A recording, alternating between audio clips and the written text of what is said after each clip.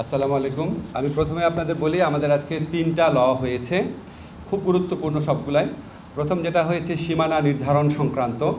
আপনারা জানেন যে গত ফ্যাসিস্ট সরকারের আমলে ইচ্ছামতো নির্বাচনী এলাকার সীমানা নির্ধারণ করা হয়েছে। এগুলো নিয়ে বিভিন্ন রাজনৈতিক দলের পক্ষ থেকে কমপ্লেইন আছে। এখন আমাদের সীমানা নির্ধারণ সংক্রান্ত যে আইন আছে সেখানে একটা ক্ল্যারিক্যাল মিস্টেকের কারণে এটা নিয়ে নির্বাচন কমিশন কাজ করতে পারছিল না। তো নির্বাচন কমিশন রিকোয়েস্ট করেছে, তারা এই আইনটা প্রপোজ করেছে। এখন আমরা ওই অ্যামেন্ডমেন্টটা করে দিয়েছি। এখন সীমানা পুনর্নির্ধারণ সংক্রান্ত নির্বাচন কমিশনের যে সাংবিধানিক দায়িত্ব আছে সেটা তারা ইচ্ছা করলে এই আইনটা আপনার গেজেট নোটিফিকেশন হওয়ার সাথে সাথে শুরু করে দিতে পারবে 2-4 দিনের মধ্যে। সেকেন্ড হচ্ছে, আপনারা জানেন গত মিটিংয়ে আমাদের উপদেষ্টা রেজওয়ানা হাসান বলেছিল আপনাদের যে সিপিসি সিভিল প্রসিডিওর কোড এটা নীতিগতভাবে অনুমোদিত হয়েছিল, আজকে চূড়ান্তভাবে অনুমোদিত হয়েছে। এটা খুবই গুরুত্বপূর্ণ একটা আইন। আপনারা জানেন বাংলাদেশের সিভিল মামলা নিষ্পত্তি হতে বছরের পর বছর, এমনকি যুগের পর যুগ লাগে। আমরা এখানে অনেকগুলা চেঞ্জ এনেছি, তার মধ্যে কয়েকটা শুধু গুরুত্বপূর্ণ চেঞ্জের কথা আপনাদের বলি। একটা চেঞ্জ হচ্ছে, আগে আপনার ইচ্ছামতো অ্যাডজর্নমেন্ট বা মামলা মুলতবি করা যেত, শুনানি, এখন আর মুলতবি করা যাবে না। আগে সিপিসির মামলাতে প্লেইন্ট বা আর্জি যেটা এবং এটার উত্তরে যে রিটেন স্টেটমেন্ট দিত, এটা আপনার আইনজীবীরা পড়ে পড়ে শোনাতো, বিভিন্ন শুনানির সময় পড়ে পড়ে শোনাতো এবং সেখানে কনসার্ন ব্যক্তি আপনার ওটাতে সম্মতি দিত, তারপর আদালত সেটা শুনতো।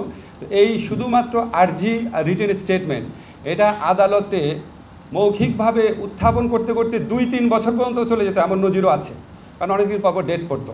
তো আমরা বলেছি এখন প্লেইন্ট আর রিটেন স্টেটমেন্ট লিখিত আকারে যেটা দিবে সেটাই যথেষ্ট, এটা আদালতের উপস্থাপন করতে হবে না, মৌখিকভাবে উপস্থাপন করতে হবে না। আর এটা যিনি জানেন, আপনার সিভিল মামলা যারা একটু আপনাদের অভিজ্ঞতা আছে, মামলা রায় পাওয়ার পর এক্সিকিউশনের জন্য আলাদাভাবে আবার মামলা করতে হতো, সেটাও করতে হবে না।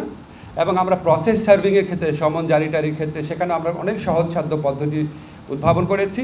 আমরা আশা করি সিভিল মামলা দ্রুত নিষ্পত্তির ক্ষেত্রে এই আইন খুবই গুরুত্বপূর্ণ ভূমিকা রাখবে। তবে আমরা জানি আপনাদের সবচেয়ে বেশি আগ্রহী হচ্ছে সাইবার সুরক্ষা আইন নিয়ে। আমরা যখন প্রথম দায়িত্ব গ্রহণ করি তখনই আমরা বলেছিলাম আমরা যে আগের যেটা আইন আছে সাইবার সিকিউরিটি অ্যাক্ট, সেটা আমরা বাতিল করে আমরা একটা যুগোপযোগী আইন করব। এরপর আমরা বিভিন্ন সময় ড্রাফট করেছি আমাদের যে আপনার তথ্য প্রযুক্তি বিষয়ে যে আপনার স্পেশাল অ্যাসিস্ট্যান্ট আছেন ফয়েজ, উনি অনেক কষ্ট করেছেন, তথ্য প্রযুক্তি মন্ত্রণালয়, আইন মন্ত্রণালয়, আমরা সবাই মিলে অনেক কনসালটেশন করেছি। আমার জানা মতে বাংলাদেশে কোনো আইন নিয়ে এত কনসালটেশন হয়নি। 25 বার আমরা ড্রাফট চেঞ্জ করেছি। সবশেষে আমরা এই আইনের যারা সবচেয়ে বড় সমালোচক ছিল সিভিল সোসাইটি, তাদের সাথে 3 ঘন্টা একসাথে বসে ফাইনাল করেছি, চূড়ান্ত করেছি ড্রাফটটা। আজকে এটা উপদেষ্টা পরিষদের মিটিংয়ে উঠেছিল, তারপর সেখানে একটা অ্যামেন্ডমেন্টের সাজেশন আসছে, সেটাও আমরা করবো বলে সিদ্ধান্ত নিয়েছি। এটাও আপনার জাস্ট আমাদের ল মিনিস্ট্রির ভেটিংয়ের পর গেজেট নোটিফিকেশন হবে, হয়তো আপনার এই সপ্তাহের মধ্যে এটা চূড়ান্তভাবে প্রয়োগ হয়ে যাবে।